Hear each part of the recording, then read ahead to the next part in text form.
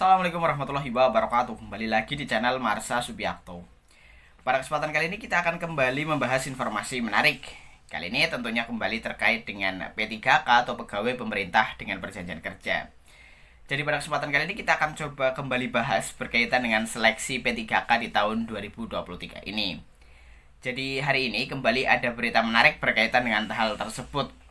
Jadi beritanya berkaitan dengan perbandingan antara jumlah peserta yang lolos seleksi P3K dibandingkan dengan formasi yang dibuka.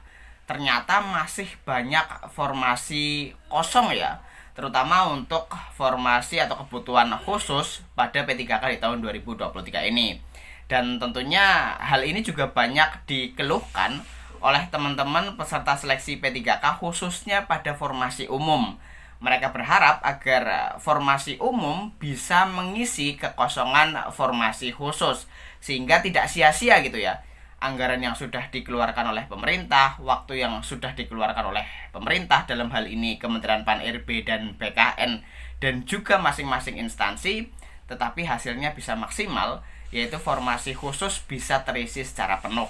Dan kali ini kita akan coba lihat beritanya berkaitan dengan perbandingan antara jumlah yang diterima sebagai P3K dibandingkan dengan formasi yang dibuka. Langsung saja bagi yang penasaran, simak terus. Oke, bismillahirrahmanirrahim. Langsung saja kita mulai.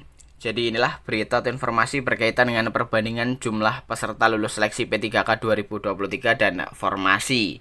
Lumayan diberitakan oleh cpnn.com ya. Kita coba bacakan. Jadwal pengumuman kelulusan P3K 2023 diperpanjang hingga 22 Desember 2023 dari sebelumnya 6 sampai 15 Desember 2023. Badan Kepegawaian Negara selaku Panselnas CASN 2023 memperpanjang masa pengumuman kelulusan P3K 2023 lantaran hingga batas akhir Jumat sore 15 Desember 2023 masih banyak instansi belum merilis hasil akhir. Sebagian instansi sudah mengumumkan hasil akhir seleksi P3K 2023 untuk formasi tenaga kesehatan dan teknis. Adapun untuk hasil seleksi P3K guru 2023 belum satupun instansi yang mengumumkan.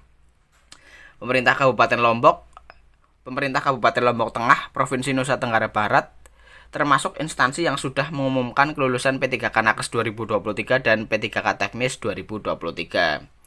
Kepala Badan Kepegawaian dan Pengembangan Sumber Daya Manusia (BKPSDM) Kabupaten Lombok Tengah, Lalu Wardihan, menyebutkan jumlah peserta seleksi P3K 2023 yang dinyatakan lulus mencapai 690 orang.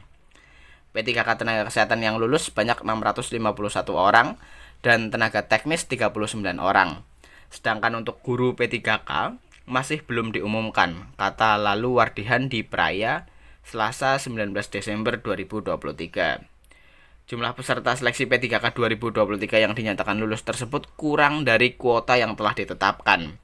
Dia menyebutkan kuota P3K tenaga kesehatan sebanyak 713 formasi dan tenaga teknis 50 formasi. Pengisian formasi itu dilakukan sesuai dengan hasil tes seleksi yang dilakukan langsung oleh PKN, katanya. Disebutkan juga bahwa jumlah pelamar P3K 2023 di Lombok Tengah mencapai 2.981 orang. Namun yang dinyatakan memenuhi syarat sebanyak 2.597 dan peserta yang tidak memenuhi syarat atau TMS sebanyak 384 pelamar. Itu hasil seleksi administrasi yang dilakukan oleh PKN, katanya. Seleksi P3K 2023 dilakukan secara terbuka atau transparan karena hasil tesnya bisa dilihat langsung oleh peserta begitu selesai mengikuti tes CAT, sehingga yang dinyatakan lulus itu sesuai hasil seleksi. Sebelumnya, para peserta memperebutkan sebanyak 891 formasi yang terdiri atas 713 formasi untuk tenaga kesehatan, termasuk di dalamnya K2 dan tenaga teknis 50 orang. Adapun formasi P3K guru sebanyak 119 orang untuk bidang studi yang masih dibutuhkan antara lain Bahasa Indonesia, PKN, Penjaskes, Prakarya, BK, dan Seni Budaya. Yang menentukan hasil seleksi ini adalah PKN langsung sesuai dengan hasil tes CAT pelamar, kata Lalu Wardihan. Jadi itulah berita atau informasi berkaitan dengan perbandingan antara jumlah peserta yang lolos sebagai P3K dan jumlah formasi yang dibuka ya. Ternyata masih banyak yang kosong. Mungkin begitu juga dengan instansi-instansi lain ya. Artinya masih banyak formasi yang kosong.